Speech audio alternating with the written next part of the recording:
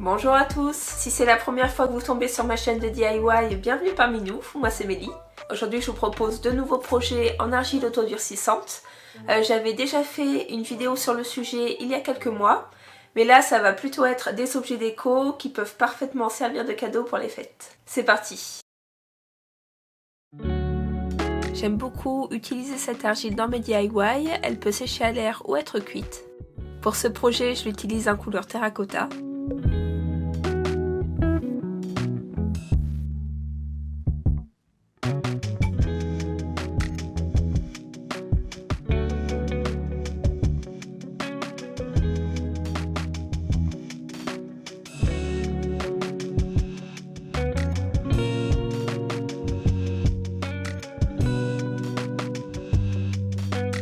Donc je vais commencer par étaler un assez gros morceau de pâte, de façon à pouvoir couper une forme d'arc-en-ciel d'environ 5 mm d'épaisseur.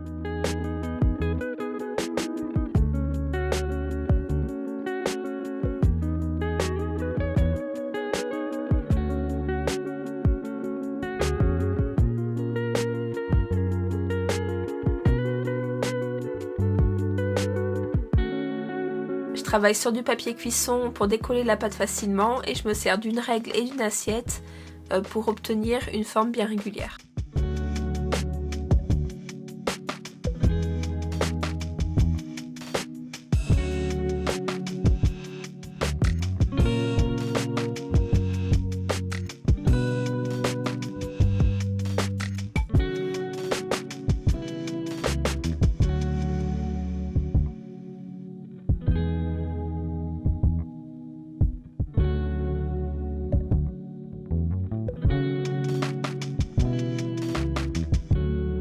Je vais ensuite couper un rectangle d'argile assez épais qui servira de petite étagère pour poser des bagues et des colliers puisque je suis en train de faire un porte-bijoux.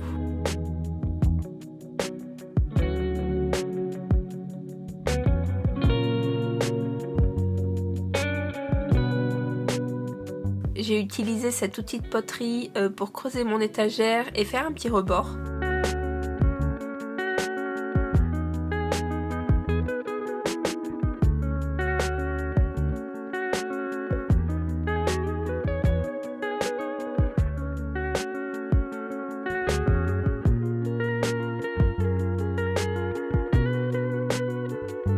Je lisse le tout avec de l'eau et je fais des petites entailles dans les deux parties assemblées avant de bien les mouiller.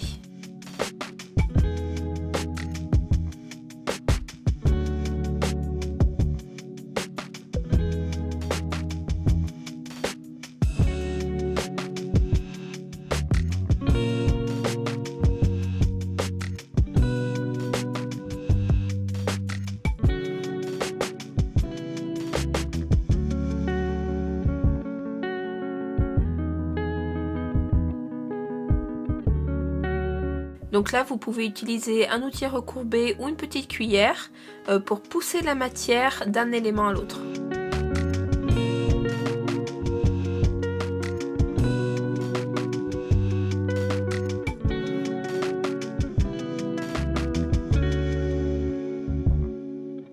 Ici, j'ai fini par détruire mon petit rebord pour sceller les pièces avec plus d'argile.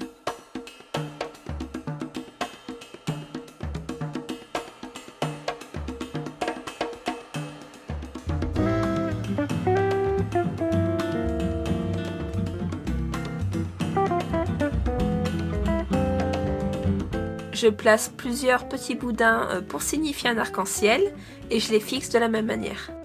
Alors jusqu'ici je prenais vraiment des pincettes quand je faisais des objets en argile pour pas les déformer ou les abîmer. Mais là j'y suis allée franchement.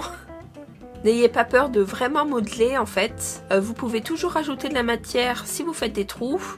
Et pour les traces, ça disparaît rapidement avec un petit peu d'eau.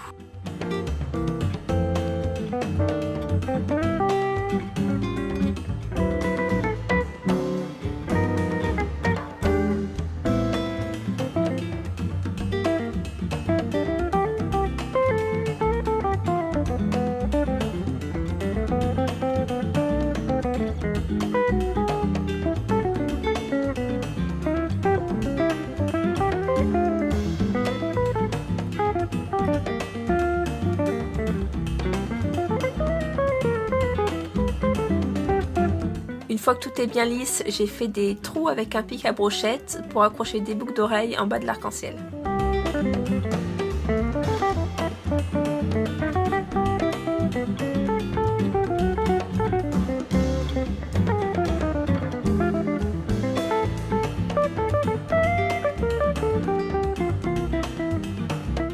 Et j'ajoute également un trou sur le haut pour accrocher ma création.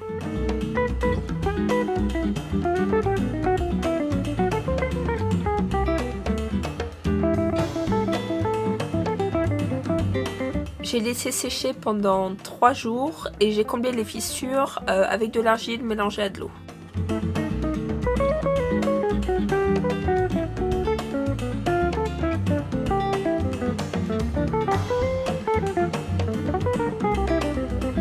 Une fois que c'est totalement sec, je ponce la totalité du porte-bijoux avec un papier de verre très fin.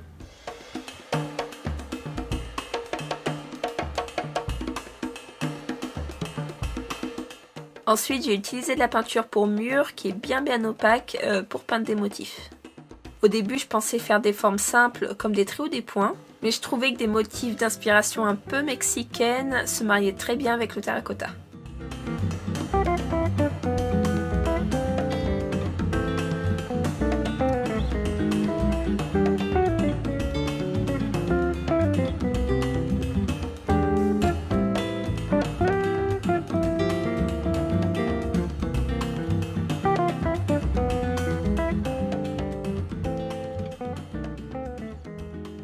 J'ai plus qu'à rajouter un lien et voilà.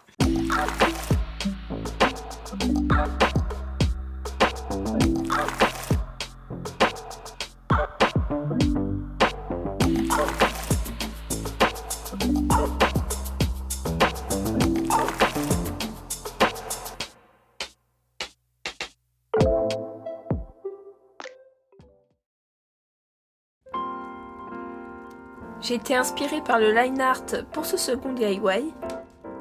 J'ai dessiné mon propre motif, donc de corps, qui est plutôt tendance cette année, puisqu'il faut vraiment simplifier la ligne au maximum.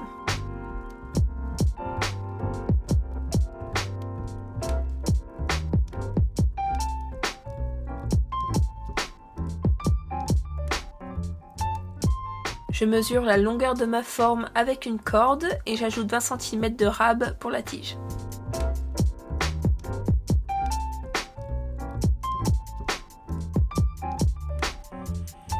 J'ai reproduit ma forme avec du fil de fer assez épais, ça doit être du 3 mm, mais bon, j'ai eu besoin de poignes que j'ai pas pour le couper.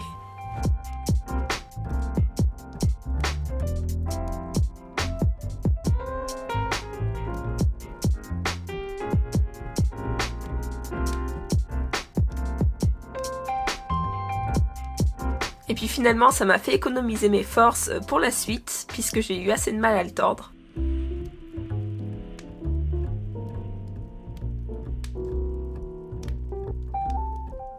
Je vous conseille de prendre un fil légèrement plus fin, qui au final tiendra tout aussi bien avec le poids de l'argile et sera beaucoup plus facile à façonner.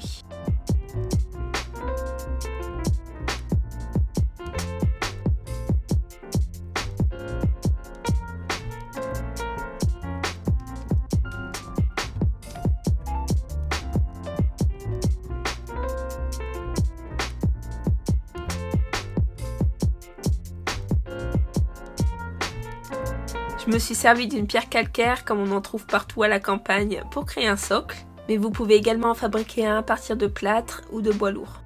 L'avantage de ces pierres, c'est qu'elles sont très faciles à percer avec un four à béton.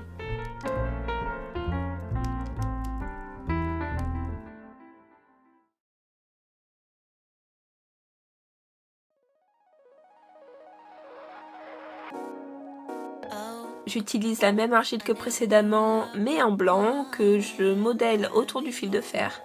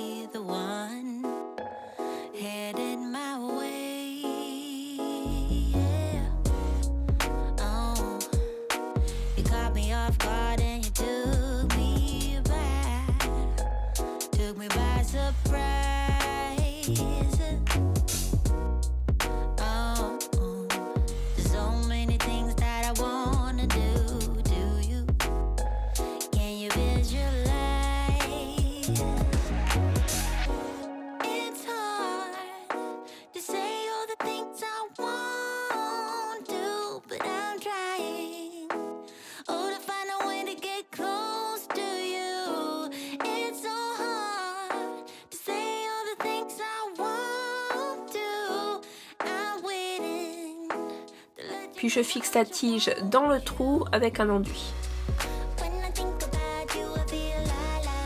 Alors je sais pas si c'est dû à la température, à l'humidité ou à l'épaisseur de matière que j'ai utilisée, mais mon argile a fissuré de partout.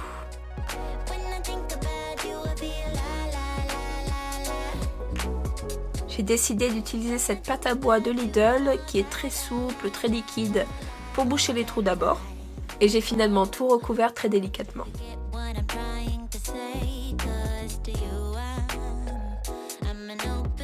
Pour finir, j'ai poncé tout doucement une fois la pâte sèche.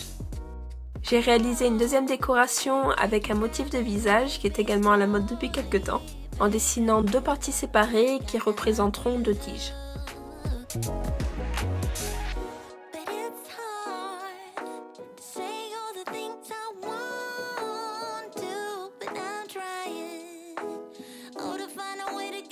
J'ai utilisé un fil de fer plus fin et la même argile qui a craqué peu de temps après la première sculpture. Cette fois, j'ai tout enlevé et recommencé avec de la pâte à modeler autodurcissante de chez Action. La pâte marque beaucoup moins que l'argile, elle a plus de résistance mais se lisse facilement avec un peu d'eau et surtout, elle craque pas.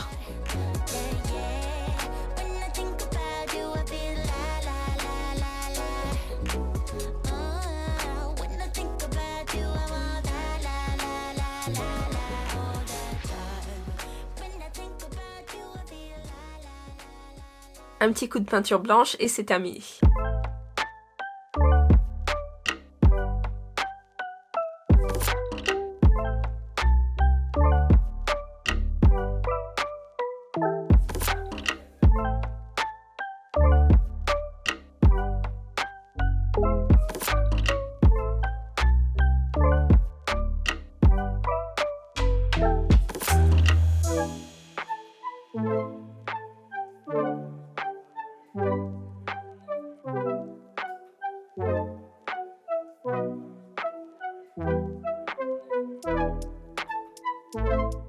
J'espère vraiment que ces DIY vous ont plu. Ce que je préfère dans ce genre d'objets, c'est qu'ils sont totalement personnalisables.